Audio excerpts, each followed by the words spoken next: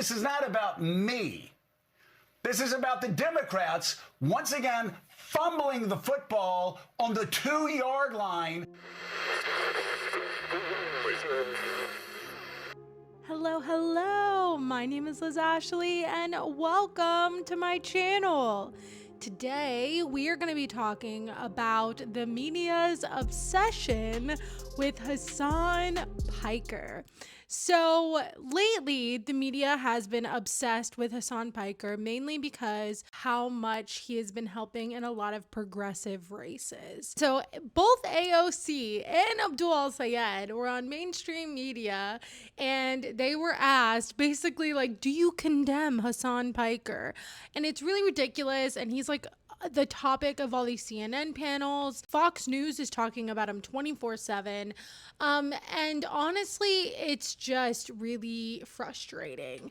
And something that I think just shows how irrational this all is Joe from Morning Joe's recent crash out. But please, I don't need people telling me, oh, you have to just turn a blind eye to people saying that women getting raped on October 7th didn't matter in the grand scheme of things. No, Americans aren't going to support that. This is not about me. This is about the Democrats once again fumbling the football on the 2-yard line when they have a chance to make great gains, but being so woke, I don't know if you want to call it woke 1, woke 2, or woke 3, but being too woke to call out the obvious. I swear to God, it's crazy that we're even having this conversation. If somebody says a woman being raped doesn't matter in the grand scheme of things, it's okay to call that person out and demand that candidates distance themselves from those people. If you want to rule, over a party and win elections.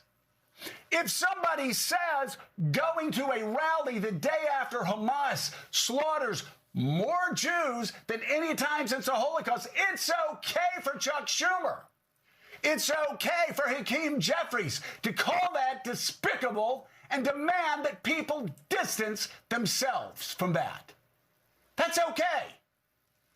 So why are we bringing this up now? We're bringing this up now because it seems an awful lot like what was happening in 2024 when Democrats couldn't get out of their own way to win an election they should have won. He loses his mind over Hasan Piker, takes a lot of the stuff he says out of context, and is literally like, he looks like he's gonna have like an aneurysm or something. Like, it's insane. It's insane. Like, he looks, and that's not a good look. Like, it's not a good look. Like, you look crazy. And I get mad all the time on this channel. But I feel like his was like very irrational. And I think a lot of it comes from the place of like, and I said this in my members video the other day about John Fetterman. I think a lot of this hatred, a lot of this pushback comes from the place of a lot of these politicians or these media pundits realizing that they're going to be obsolete, you know, like in the future, they will be obsolete. No one is going to sit here and be like, oh yeah, we need more money from corporations. And oh yeah, Israel can just continue to do a genocide. Like, that is just, nobody thinks that way anymore. People don't want that on both sides. And so I think people like Joe from Morning Joe are realizing just how obsolete they are and just how out of touch they are. Joe Biden, like talking to Joe Biden every day on their show, and that was like their thing, right? Joe Biden would watch them every day and get his cues from them. But now he is like, they are irrelevant. They are irrelevant. Nobody cares, and no one's gonna listen to him. And he's mad because he's like, why is nobody listening? Why is nobody listening? Because you are out of touch. I think a lot of it is just they're frustrated that they're not the ones in power anymore. They're not the ones shaping the narrative anymore, and that people aren't listening to them like they used to. And I think that's a good thing. I think that is overall an incredible thing that is happening in America, honestly. But outside of that, like I mentioned, AOC and Abdul Al-Sayed have had to have been asked, like, oh, do you defend Hasan Piker's statements on 9/11 and all this bullshit? Bernie's had to do it. It's really stupid. Abdul Al-Sayed has, like, good lines. He's like, I'm not worried about who I'm campaigning with. I'm worried about who I'm campaigning to. Fire. Banger. Love it. There was, like, I don't know if it was the Atlantic or the Washington Post, I forgot who it was, but it was some major media outlet that was saying, like, that was saying that, oh, Democrats want to laugh off woke one, but Republicans won't let them. And like, I don't understand why we are letting Republicans shape the discourse.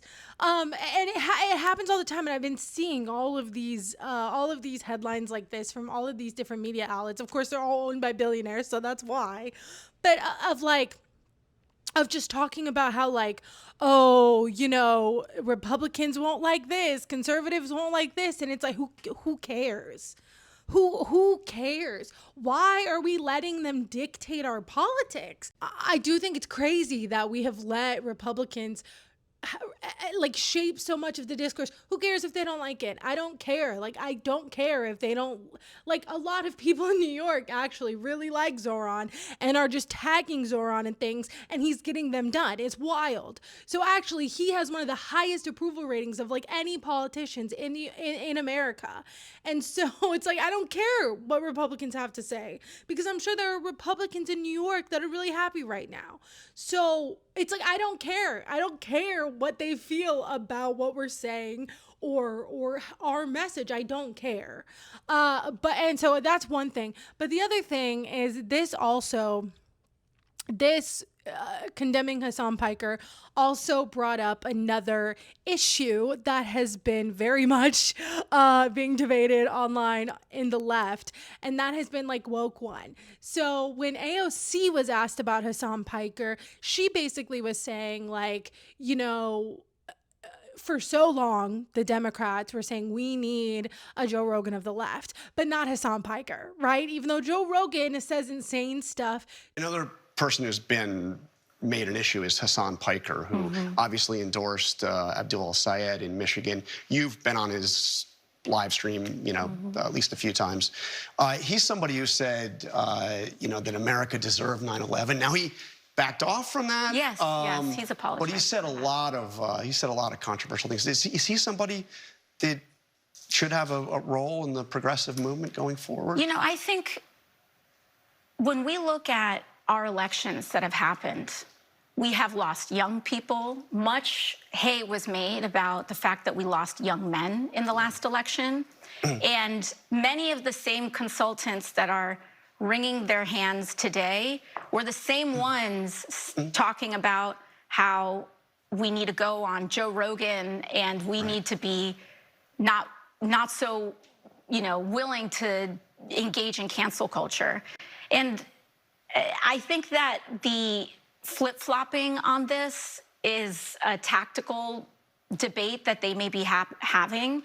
I think the fact of the matter is that Democrats can go on Joe Rogan, Democrats can go on Fox News, Democrats have a responsibility to build a winning coalition. Why are we letting Republicans shape the discourse when they literally are, most of them are criminals and have done and said insane things? So why are we letting them shape the discourse? And why do we have this other standard, right? Like, it's stupid. It's stupid. So basically she was saying, you know, they wanted a Joe Rogan of the left. This is who it is. I'm campaigning with him.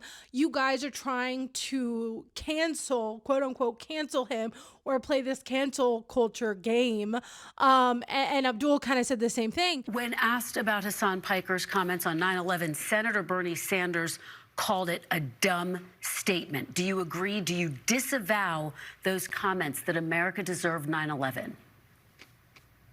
Of course it was a dumb statement, and of course, I think Hasan himself would say that was a dumb statement. He disavowed it. So yes, America didn't deserve 9/11, but to sit here and play gotcha politics with a dumb thing somebody said out of context that they disavowed themselves to say, oh well, what does that mean about what you think? I want to be held accountable for what I say and what I do, rather than this idea that we're so stuck in cancel culture that all of us agreed was a bad idea back in 2020, but we seem to want to bring back. You guys were, raging against the left last time, and now you're trying to do it to everyone else. And within that, she said woke one, it was crazy. And everyone is losing their shit on her. Now, listen, I personally have my qualms with AOC. I'm very honest about them. I talked about them in my last video. But again, I do want her to run for president. So I don't hate her, but I do have my issues with her. I don't necessarily have an issue.